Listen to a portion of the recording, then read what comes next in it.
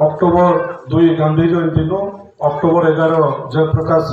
नारायण जन्म दिवस इजेन 10 दिन धरिकी जेन पदयात्रा है आम गाँ को गाँ जासु पंचायत के पंचायत जासु माननीय मुख्यमंत्री नवीन पट्टनायक सरकार जहाँ योजना से जनसाधारण को लगी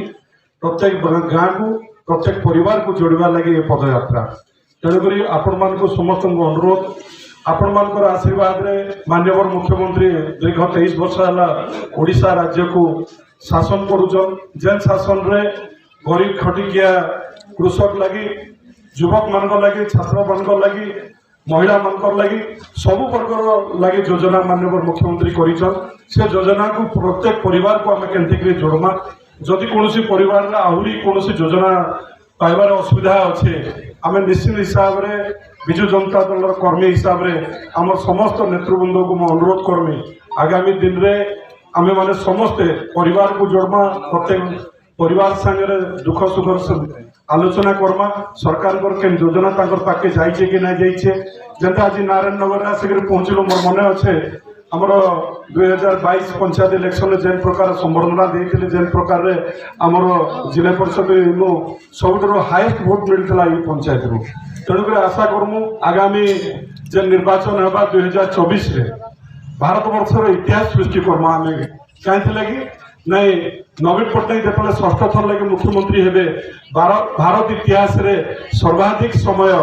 नवीन पट्टनायक मुख्यमंत्री हेबार जेन 1 नंबर गौरव अर्जन करबे से लगे आम ओडिशावासी समस्ते निज को धन्य मन करमा आ मैं अनुरोध करमी आपण मान समस्त को आगामी दिन में दलीय कार्यक्रम आपण मैंने निजे सामिल हो निजर पंचायत निजर गाँ निजर परिवार रे सब योजना केंते पहुँची पारबा जन्म रू मृत्यु पर्यंत विजु स्वास्थ्य कार्ड सब परिवार केंते पाई पारबे मैं खाली विजु स्वास्थ्य कार्ड ऊपर गोटे कथा कहमी भारत वर्ष में जेते भी राज्य अच्छे जेते भी योजना जेन सरकार भी करू माननीय मुख्यमंत्री नवीन पट्टनायक विजु स्वास्थ्य कार्ड जहाँ प्रत्येक परिवार को प्रत्येक गरीब लोक को जेनटा कि अमृत सदृश संजीवनी देला भाया लगुचे कहीं गोटे वर्ष भितर पुरुष लोक मैंने 5 लाख टंका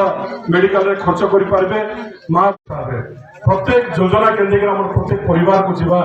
निश्चित हिसाब से नारायण प्रसाद गाँव गोटे हूँ बुणाकार मानकर गाँ मैं आगु आई यहाँ कला गाँ बोलिकी आम बौद्ध प्रशासन तरफ आख्या दिखाई आम ओडिशा सरकार पाखे आज बयानिकार प्रेसिडेंट अच्छा भाई प्रकाश मेहर आगामी दिन में केंद्रगिरी बुणाकार मान लगी भल काम